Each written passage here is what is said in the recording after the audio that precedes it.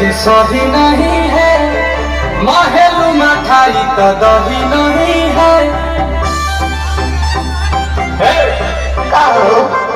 लागे मिजाज आज सही